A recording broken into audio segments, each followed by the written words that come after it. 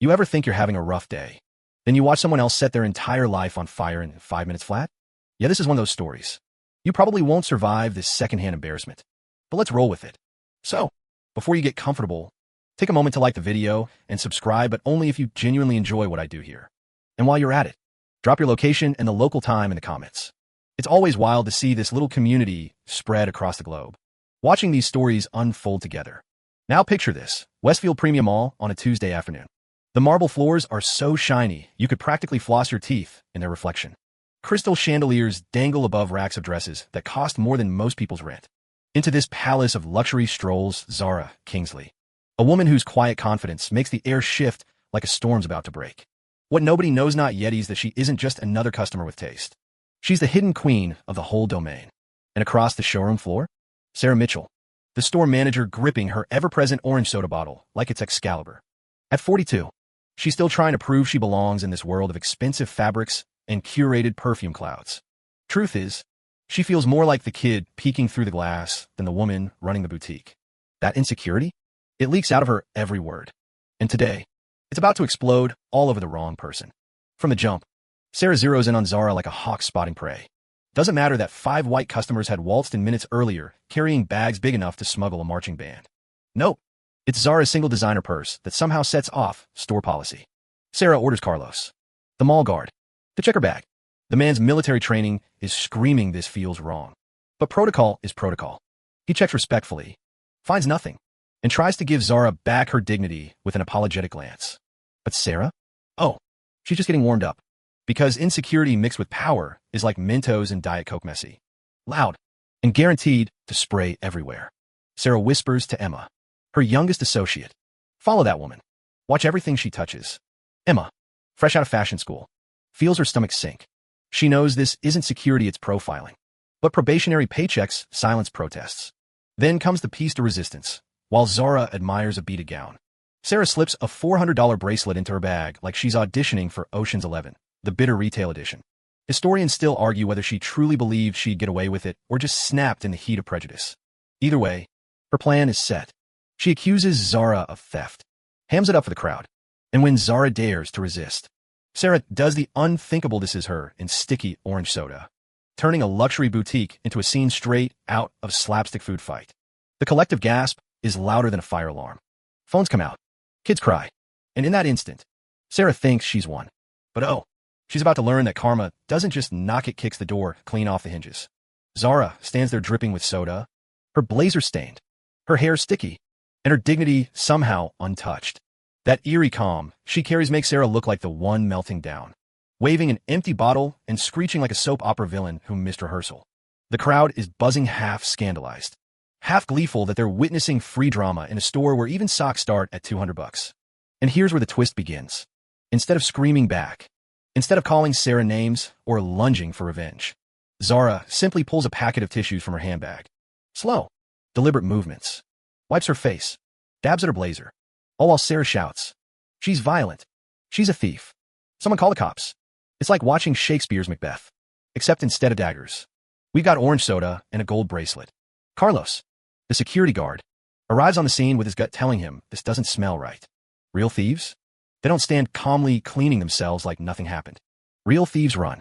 Meanwhile, Emma is standing nearby, her hands trembling, because she knows Sarah's been off since that jewelry organizing stunt earlier. Her conscience is practically staging a mutiny inside her chest. And then Zara makes her move. She pulls out her phone, still dripping with soda like it's just another Tuesday errand, and dials. "Hi, Marcus," she says in a voice so smooth it slices through the chaos like jazz in a noisy diner. "I'm at Westfield Premium Mall. Yes, our newest acquisition." That one-word acquisition hangs in the air like a thunderclap. People tilt their heads, eyebrows raised, wondering if they heard right. Sarah, oblivious, keeps shrieking, ordering Carlos to search the bag. She's so high on her own hysteria that she doesn't notice the ground dissolving under her feet. Zara continues calmly. "The Luxe Boutique store, specifically. We have a significant management problem that requires immediate attention." And just like that, jaws start dropping. Emma, now sweating, types frantically into her phone, "Zara Kingsley Business Acquisitions." The search results pop up, and her knees nearly buckle. Article after article, headline after headline, real estate mogul expands empire. Kingsley Properties acquires Westfield Premium Mall. Zara Kingsley, the powerhouse behind multi-state shopping centers. Emma looks from her screen to the soda-soaked woman standing 3 feet away. Same face. Same name. Same legend. Carlos peers at her screen and feels his stomach freefall. Historians still argue whether his exact thought was, "Oh no," or something unprintable. But either way, he knows the score. The woman Sarah just accused of theft doesn't just shop here. She owns here. Meanwhile, Sarah is still in full Broadway mode, yelling about thieves, insisting on a bag search, convinced she's about to be vindicated by the bracelet she planted. But then Zara drops the next bomb into her phone. Also, pull the employee files for this location. We'll need them for immediate termination proceedings. The word termination lands like a guillotine blade. Emma's eyes widen. Carlos's face goes pale. And a crowd? They're suddenly not just spectators, theory witnesses to the corporate equivalent of an execution in real time. Sarah finally notices the shift. The way people are staring not at Zara, but at her. Like she's a raccoon caught raiding the wrong trash can. But it's too late. The trap Sarah thought she'd laid has just snapped shut on herself. When Zara finally slips her phone back into her handbag, the silence in the boutique is thick enough to chew. She turns, sticky soda still dripping down her sleeves, and looks Sarah dead in the eyes. Calm, unshaken. "I own this mall," she says. For words hammer blows landing with such authority that the entire room goes still. The crowd doesn't even breathe. You can almost hear the marble tiles shiver under their designer shoes. Sarah's face drains of color, then floods with panic. "That's impossible," she blurts. You can't. Look at you." Even now, the racism clings to her like static, as if Zara's appearance disqualified her from power. But Zara doesn't blink. Instead, she slides an ID from her bag, holding it steady. "Check if you need proof. And while you're at it, check the bracelet you planted in my purse." Boom. It's like someone dropped a truth grenade right in the middle of the boutique. Gasps ripple through the crowd. Sarah sways slightly, her legs trembling, her soda bottle clutched like a lifeline. Emma speaks up, voice steady now, courage rising like steam. "I saw you near the jewelry counter." "Sarah, I knew something was off." That testimony lands like the final nail. Carlos steps forward, his training clicking back in. "Security footage will confirm everything," he says, already radioing the booth. Sarah looks like she's about to faint. The customers, once skeptical, now glare at her like she's a circus act gone horribly wrong. Historians still argue whether she tried one last excuse or just choked on her own words. But what's clear is this: her empire of lies is collapsing faster than a bad souffle. Minutes later, footage plays, Sarah's hand sliding the bracelet into Zara's bag. Timestamp. Angle. Clear as day. She's caught in 4K before 4K even had a chance to be smug. Mall management arrives, the director nearly bowing with apologies. "Miss Kingsley," he stammers, "I assure you this will be handled." Zara, still composed, delivers the verdict like a judge. "Sarah Mitchell, your employment is terminated effective immediately for discrimination, for assault, and for planting evidence." Sarah sputters, but it's pointless. Security escorts her out, her protest drowned by the crowd's murmurs of disgust. The once confident manager is now a cautionary tale. Her orange soda bottle clattering into a trash can on the way out. Then comes the surprise twist of mercy. Zara turns to Emma, the young associate who spoke the truth despite her fear. "You've shown integrity," Zara says warmly. "Effective today, you'll take her place." Emma's eyes widen. In less than an hour, she's gone from terrified rookie to store manager. Carlos nods in approval, respect radiating from his stance. Before leaving, Zara addresses the crowd.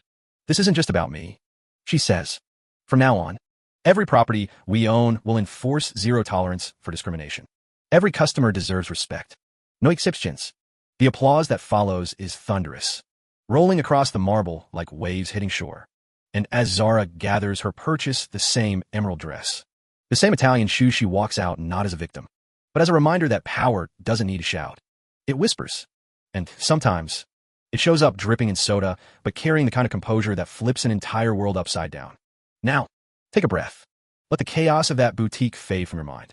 Picture the sticky soda drying into silence, the marble floors once again shining, and the air slowly returning to something calmer, less charged.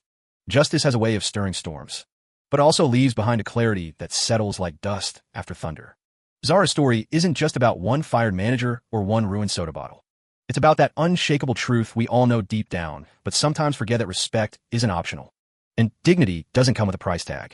She could have screamed. She could have fought fire with fire. But instead, she chose composure. And in doing so, revealed strength far greater than any outburst could carry. Think of Emma, the young associate who found her voice when it mattered most. A reminder that even the smallest witness, the quietest voice, can tilt the scales when truth is on their side. And Carlos, standing firm, letting instinct and honor guide him through noise and deceit. Together, they showed how ordinary people can help steer extraordinary moments toward justice. So, as you settle back into your evening or morning, wherever you're watching from, let the lessons sink in. You never know who's standing across from you, what stories they carry, what power they hold quietly in reserve. More importantly, you never need to know any of that to offer simple human respect. Let the imagery soften now, the mall lights dimming, the noise dissolving, Zara's footsteps fading as she exits into the calm night air. Breathe slower, deeper, because in the end, stories like these remind us not just of injustice, but of the peace that follows when truth finally has its say. Sleep easy with that thought.